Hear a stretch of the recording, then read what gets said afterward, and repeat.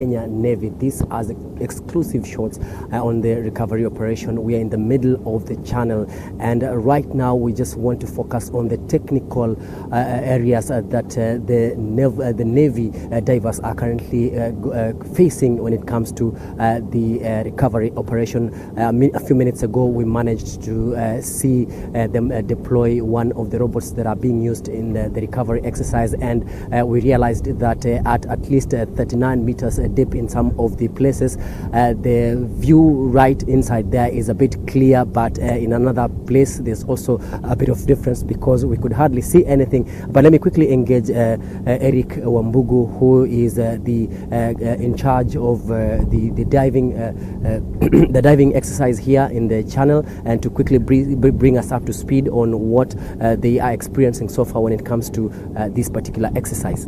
Okay, thank you very much. This is our 8th day of these recovery operations, and we've been doing lots of underwater searches and underwater reviews using the cameras, and also we've been diving, and so far we've managed to clear almost like 10 points of what we were supposed to clear. We are heading now to the last 4 points, and all I can say is that work has been going on very well. So far, all the divers that have been involved in the operations are safe, and also the equipment. The point to note is that there have been a few challenges here and there. First, we start with the hydrographic and oceanographic factors like the currents, the tides, and so on and so on and so forth.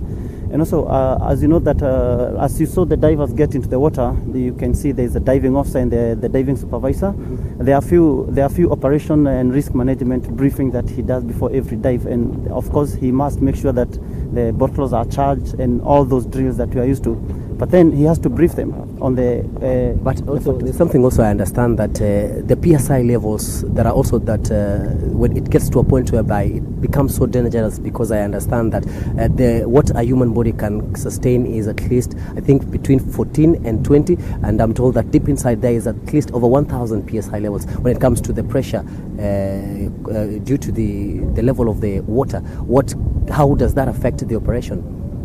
Okay, thank you. One thing I want you to know is that when you're on surface, you are at 1 atmosphere, that is 14.7 psi. So every 33 feet or 10 meters, you gain 1 atmosphere. So the deeper you send your diver, as depth increases, the pressure on him increases. And at the same time, he is breathing air, not oxygen. He's breathing air. 78% is nitrogen, and the deeper you go, the more nitrogen gets into your body tissue. So the more you get nitrogen, the risk of getting what you call nitrogen narcosis and another ailment. So the deeper you send your diver without control measures, the more you risk your diver to him getting diving ailments, and the end result is you send him to a recompression chamber, and sometimes it's fatal. There are also some out of the 14 possible locations that you have managed to gather so far since this particular operation began. We were left with 4, and some of the 4 are deep beyond 50 meters in the channel. What are some of the equipments that you're using to access such kind of locations? Because I'm informed that it's hard even to send a diver down there. Yes, exactly. What we do is that beyond 130 feet, and at 130, I just want to let you know that 130 we are limited to 10 to 12 minutes maximum. So beyond that, we send the remote operated vehicles, or what most people call underwater robots. We also apply other electronic equipment like sonars, side scan sonars, and any other technology. So you first have to use the technology more and more and more, and then you only use the diver at a certain point when you have a positive identification, a positive signal of what you're looking for. So far, out of the locations that you've managed to successfully dived and to be able to get inside there, what are some of the things that you have? Because I understand that with the information that the divers are coming up with, they turn out to be negative. That is not the vehicle. So what are some of these things that the divers find in there out of the 14 that you've managed to so far established?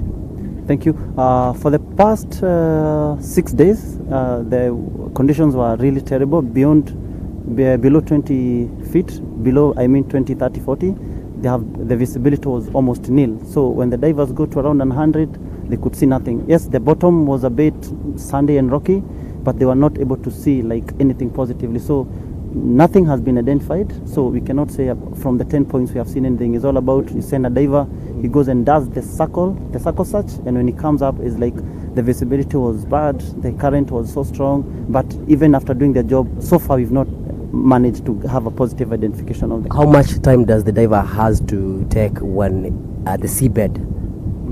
Different depths give you different endurances. A basic example is when you send a diver to 60 feet, he is allowed to stay for 60 minutes, that is 1 hour.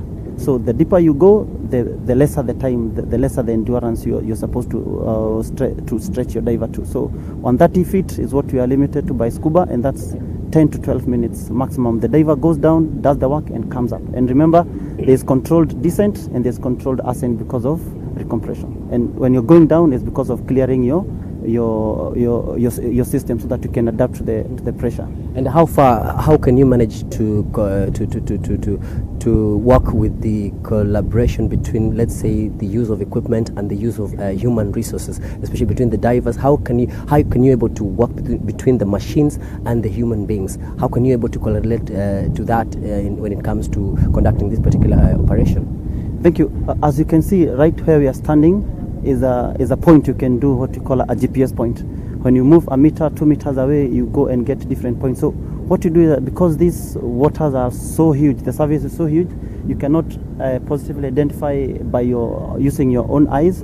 What you do is you use the geographic identification and points equipment. You identify a point, you keep marking waypoints, and then when you're diving, you send now the electronic equipment, the sonars and other equipment down, and once you get the general picture of the area, if the depth allows you to go, then you can be able to dive with the divers. But before that, you keep on using electronics as much as possible. Thank you.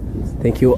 Zainab, we already have the professional divers from South Africa. I'm informed that they are currently undergoing a briefing with Lawrence Gituma, that is a Navy officer in charge of the recovery operation, and they will be taking also their time to be part of this recovery operation. But I'm told they'll all be working under the command of the Navy, but we will still be here in the channel and we'll be updating our viewers as soon as we get any updates concerning the recovery operation. But as of now, there's still no sight of the vehicle, neither the bodies of Amanda and her mother, Mariam. Back to Zainab.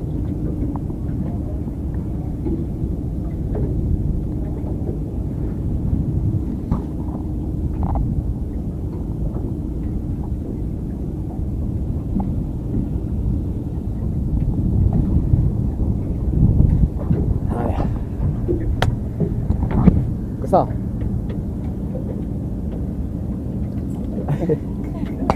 Lakini umesahau kupanuku. Unajua sasa niliweka mpaka hii neve. Uliweka huku? Sawa. Lakini unajua concentration